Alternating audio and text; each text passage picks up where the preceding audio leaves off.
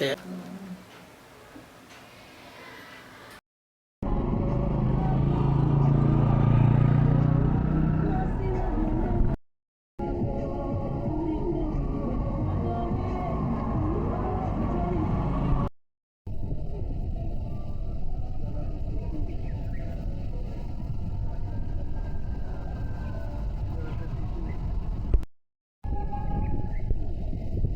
Hey, Mom.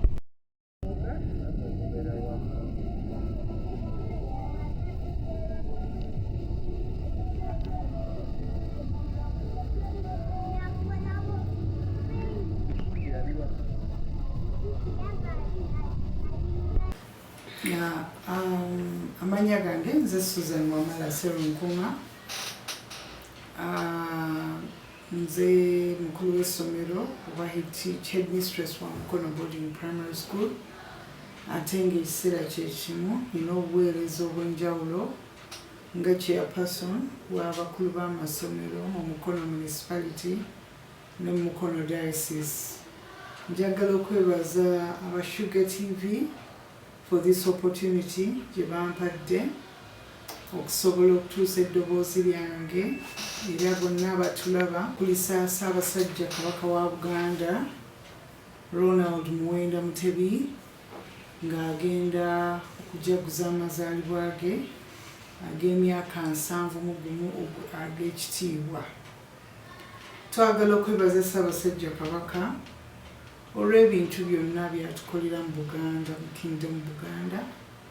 Era twagala okwebaza Katikkiro wa Buganda ne baminisitaazi bonna abagezaako okutuukiriza ebirooto bya Ssaabasajja Kabaka. Tulaba nti Ssaabasajja Kabaka tutegekedde bulungi nnyo Obwakabaka, ate naddala omulamwa gwe tulina ogw'omwaka guno ogukubiriza abasajja okubeera abasaale okusobola okukomya obulwadde bwa siriimu, kubanga tulaba nti abaami bwe baba nga be bakulu b'amaka, bwe baba nga be bakulu mu community, be twala ng'ekyokulabirako, be batiibwa, babeera ddala basaale okukomya obulwadde obwo. Ate nga tulaba nti mu community abaami bano be bawasa abakyala. Abaami be basobola okwekontrolinga nti mbeere n'omukyala omu oba mbeere n'abakyala ab'enjawulo. Ate era abaami abamu be bajja ne bayikiriza abaana baffe abawala mu masomero.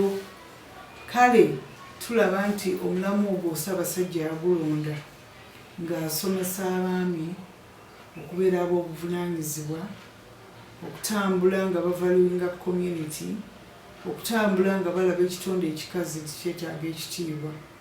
Kubanga bw'oba owa abakyala ekitiibwa tomala gabakozesa, tomala gabakwana, kwegamba obeera n'obuvunaanyizibwa. Kati ate Ssaabasajja Kabaka ne twagala omutegeeza taata nti naffe eno mu masomero omulamu ogwo tugulwanisa nnyo. Abaana baffe ab'omu masomero tubabuulira ku ky'obulwadde bwa siriimu, era bw'otambula mu masomero agasinga olaba obubaka ku compound kye tuyita talking compound. Mu bubaka obwo mubeeramu obubaka obukubiriza abaana baffe okwewala endwadde eno eya siriimu oba eya mukenenya.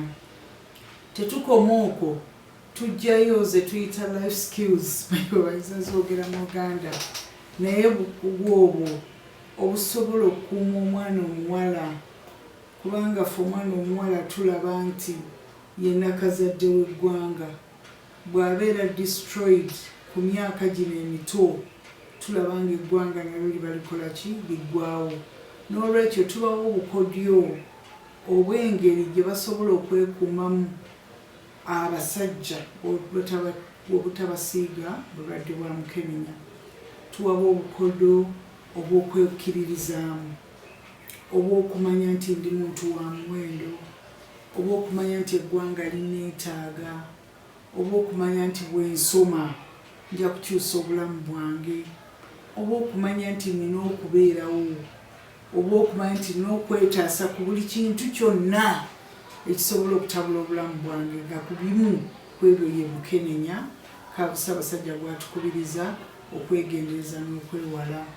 Ne tubagamba babeere mu ssomero, basigale mu ssomero kubanga right yaabwe okubateeka mu ssomero era right yaabwe okubeera mu ssomero, naye ate buvunaanyizibwa bwabwe okusigala mu ssomero.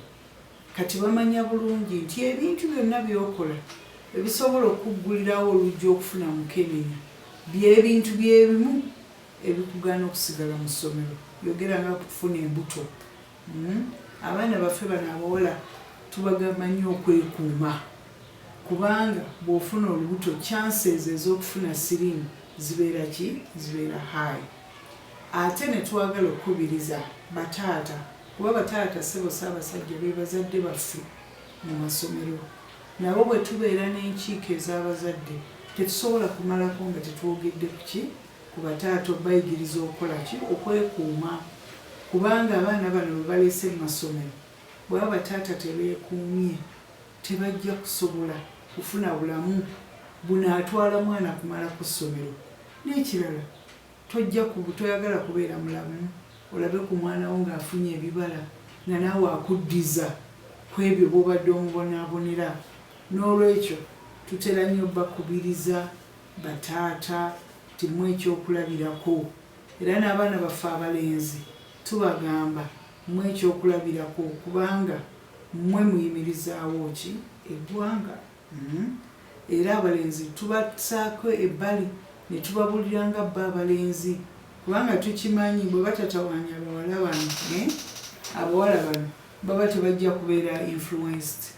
Abasajja bano abakulu bakozesa ssente zaabwe, bakozesa obukodyo bwonna okulaba nti basuula abaana bano butabaleka mu masomero. Naye omusajja gwali eyo njagala okubuuza omwana ono mutunuulire mu kifaananyi ky'omwana wo kya muwala wo, wandyagadde naawe muwala wo abeere bw'atyo?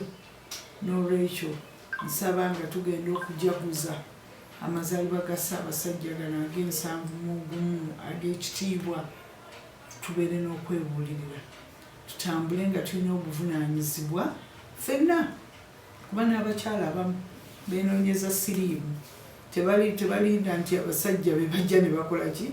Ne babakuwa. N'abamu babwenoonyeza ne bengeejinga mu mize egitali mituufu.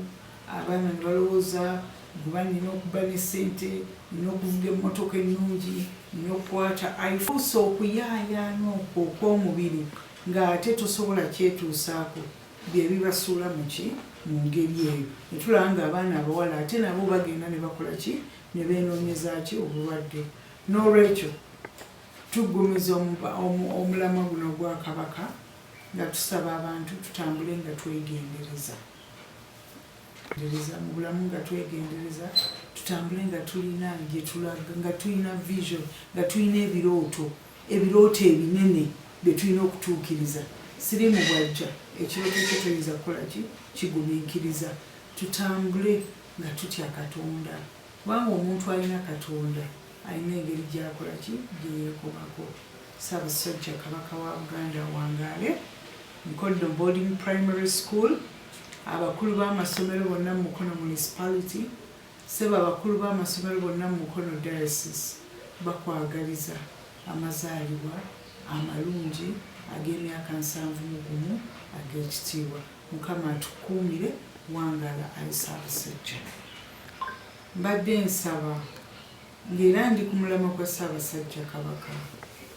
Already abakalina teweesalira musango naye ate weetaaga obeere nga living responsible. Tokasaasaanya kubanga bw'ona okasaasaanya nti olw'okuba wakafuna bw'onooba omukazi omusajja oyo gw'ogenda okasiiga ate tomanya ye musajja ayinza ate okusiiga ki? Omwana wo. Bw'obeera omusajja ate n'okasaasaanya ate bw'ona okasaasaanya omuwala oyo yennyini yagenda okufumbirwa ki? Mutabani wo. N'olwekyo tulivinga positive ngera bwe bagamba live positive. Okulivinga positive tekitegeeza nti live with AIDS. Live positive physically, socially, psychologically. First of all, accepting your status. Bw'omala okukkiriza status yo n'omanya kati ngenda kutambula bwe nti mbeere n'obuvunaanyizibwa mmire eddagala ate nneme kwengaginga in other relationships kubanga batugamba n'otugamba ti gye tweyongera ate ne chance ezo zikola ki zeeyongera olw'obulwadde buno n'olwekyo live positive, don't judge yourself, kyajja bwe kityo naye taasa eggwanga leka gwobeera okutaasa eggwanga ng'obwogerako ng'ate tobusiiga balala. Mukama abawe omukisa.